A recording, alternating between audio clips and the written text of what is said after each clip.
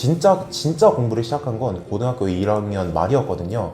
실제로 고등학교 입시할 때 제가 가지고 살았던 생각인 그래도 난 서울대는 못 가겠지, 이거랑 정확하게 일치하는 바가 있었어서.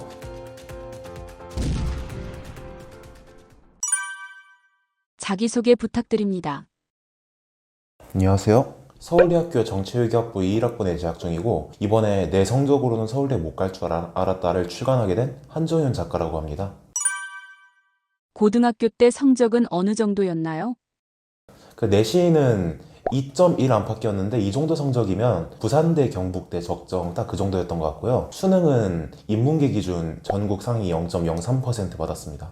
이게 의도적으로 제가 지은 제목은 아닌데, 책 제목을 사실 출판사에서 정해서 저한테 알려줬거든요. 그런데 저도 보고 놀랐던 게, 실제로 고등학교 입시할 때 제가 가지고 살았던 생각인 그래도 난 서울대는 못 가겠지, 이거랑 정확하게 일치하는 바가 있었어서, 의도적으로 제가 제목을 그렇게 지은 건 아니나 실제로 어쩌다 보니까 제 얘기가 되긴 했다, 이 정도로 이야기할 수 있을 것 같아요. 평가원 모의고사하고 교육청 모의고사는 차이가 좀 큰데, 교육청 모의고사에서는 솔직히 말씀드리면 한 3번 중 2번꼴로 서울대에 갈 수 있는 성적이 나왔었어요. 그런데 선생님들이 됐던 아니면 다른 친구들이 됐던 평가원 모의고사는 다르다, 교육청하고 많이 다르니까 거기서 네 진짜 실력이 나올 것이다, 이런 식으로 얘기를 했었는데, 그리고 고3 6월 평가원 모의고사를 쳤는데 또 서울대를 갈 수 있는 성적이 떴었어요. 그래서 그때쯤에 생각을 했던 것 같아요.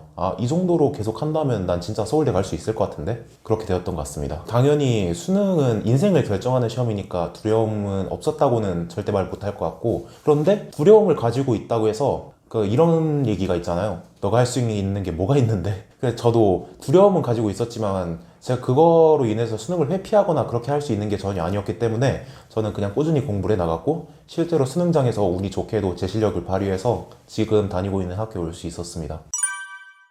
초등학교, 중학교 때부터 이미 공부를 잘하셨나요?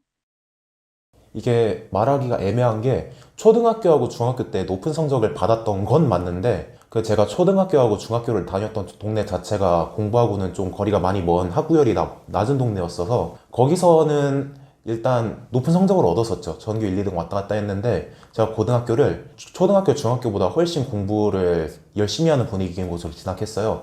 그렇게 해서 그때 처음 가서 받았던 성적이 한 370명 중에 전교 120등, 130등 그 정도 성적을 얻다가 차차 올려가지고 결국 서울대에 진학할 수 있게 되었던 것 같습니다. 4세고시, 7세고시 열풍에 대해서 어떻게 생각하시나요?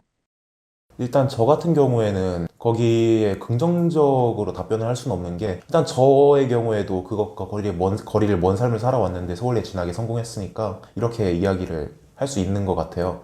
저 같은 경우에는 솔직히 진짜 공부를 시작한 건 고등학교 1학년 말이었거든요. 그쯤에 정신 차리고 공부를 시작해서 모의고사 성적을 쭉 끌어올릴 수 있었고, 그 결과 정시로 서울대학교에 진학할 수 있었는데, 돌이켜봤을 때는 그때 다시 공부를 시작한다 해도 4세고시, 7세고시 이런 식으로 완전 어린 시절부터 빡세게 공부를 해나가진 않았을 것 같아요. 완전히 주도권이 저한테 있었다 해도. 굳이 그렇게까지 하지 않아도 충분히 서울대학교에 갈 수 있는 실력은 갖출 수 있다고 생각을 하고, 또 역으로 그때부터 공부를 빡세게 시작하면은 번아웃이라 하죠. 너무 이른 시기에 번아웃이 와서 오히려 이후에 제대로 공부를 해나갈 수 없게 되는 상황에 처하게 될 것이기 때문에, 흔히 좀 많이 말하는 4세고시, 7세고시, 영어 유치원 이런 거에 대해서 저는 그렇게 효용이 크다라고는 보지 않는 편입니다. 그러니까 저 같은 경우에는 선행을 한 학기를 초과해서 해본 적이 한 번도 없습니다. 저 같은 경우에는 선행을 많이 해봤자 한 학기였고, 그 대신 선행을 할 때 그 내용들을 확실하게 제 것으로 만들고 가는 데 주력했어요.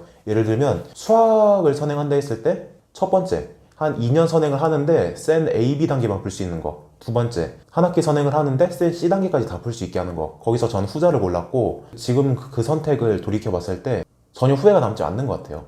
다시 돌아간다 해도 그냥 전자를 할 것이냐 후자를 할 것이냐, 그러면 저 후자의 선행을 따라갈 것 같고, 그렇게 지금 이 영상을 보고 계신 학부모든 학생분들에게 있어서도 선행을 가늘고 길게 하는 것보다는 굵고 짧게 하는 거를 좀 더 추천드리고 싶습니다. 서울대학교를 다니면서 느끼시는 것이 있나요? 어디 하나에 미쳐있는 사람들이 굉장히 많은 것 같아요. 그게 공부인 경우가 제일 많지만 공부가 아니더라도 음악일 수도 있고 운동일 수도 있고 아니면 또 다른 거일 수도 있고 어느 한 분야에 미쳐있는 사람들이 굉장히 많다. 거의 대부분이다라 느꼈고 또 나름대로 공부를 해서 서울대까지 온 저력이 있다 보니까 자신이 미쳐있는 분야에 대해서 진짜 끝까지 파고들고 결국 성공을 해나가는 그런 케이스도 되게 많았던 것 같아요. 그래서 제가 그걸 느끼고 나서 가장 주력했던 게 여기서는 아는 사람들을 굉장히 많이 만들어두는 게 이득이 되겠구나. 왜냐하면 나중에 사회에 나가서 어떤 분야에서 내가 어떠한 도움을 필요로 할지 모르기 때문에. 그렇게 해서 이런 질문을 되게 많이 받아요. 서울대학교에 가면 가장 좋은 점이 무엇인가요? 그리고 전 항상 이렇게 답변하죠. 서울대학교엔 서울대생이 있습니다. 그런 학생들 한 명 한 명이 전부 다 특색 있는 또 다양한 능력들을 가지고 있기 때문에 그러한 사람들과 교류를 하고 또 도움을 받을 수 있다는 게 가장 큰 장점이었던 것 같아요. 치열한 입시 사회에서 좋아하는 걸 찾는 게 가능할까요? 일단 냉정히 말해서 고등학교 때까지 한국의 입시 시스템 아래 주력하다 보면 어려울 것 같아요. 그래서 대학교 와서 그런 걸 시작한 친구들도 얘기를 들어보면 고등학교 때부터 혹은 중학교 때부터 미리 시작했던 경우는 거의 없다고 봐도 되고 대학교 때 와서 내가 진정으로 자신이 좋아하는 걸 찾아서 가는 그런 느낌이라고 보시면 될 것 같습니다. 전 실천력이랑 계획력이라 생각해요. 그러니까 무언가를 하고 싶다는 생각은 당연히 누구나 다 할 수 있는데 실천력이 좋은 사람들은 그거를 실제로 실행에 옮길 수 있고 또 계획력이 좋은 사람들은 그거를 실천한 이후에 실패가 아닌 성공으로 이끌 수가 있겠죠. 이 두 가지 능력이 서울대생들이 특히 강하게 갖추고 있는 그런 능력이라고 생각합니다. 공부 잘하는 사람 따라해도 실패하는 이유는 무엇인가요?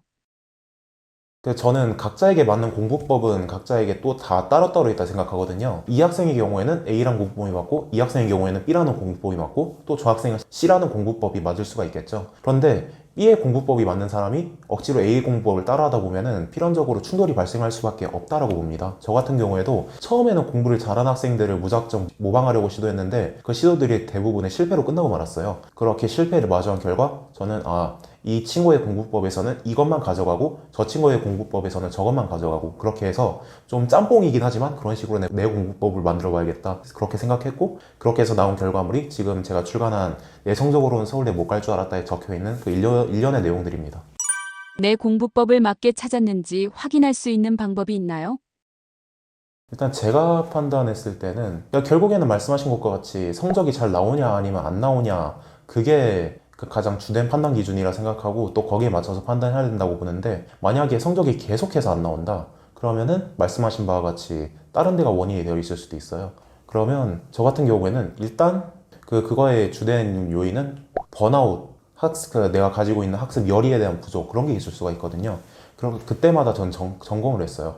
내가 혹시 번아웃 같은 게 오진 않았는지 아니면 나는 진정으로 내가 원해서 공부를 하고 있는 것인지 그런 것들을 점검하고 만약 거기서 예스가 나온다면 그러면 내 공부법이 잘못된 것이거나 그렇게 판단하고 노가 나온다면 그러니까 지금 나는 번아웃이 왔거나 아니면 내가 공부를 스스로 해나가는 이유를 찾지 못하고 있는 것이구나 그런 식으로 판단을 했던 것 같습니다. 그러니까 공부는 당연히 좀 힘든 작업이고 하기 싫은 작업이다 보니까 그런 걸 안 하게 되는데 나한테 맞지 않는 공부법을 하다 보면 공부가 가져다 주는 고통은 훨씬 더 커지거든요. 그렇게 해서 공부가 가져다 주는 고통이 커지면 당연히 공부를 하게 된 시간은 줄어들 수밖에 없고 그렇게 해서 지금 내가 공부를 하고 싶은가? 그 고통을 견뎌낼 수 있는가 아니면 할 수 없을 것 같은가? 그걸 기준으로 저는 저한테 맞는 공부법인지 아닌지를 판단했던 것 같습니다.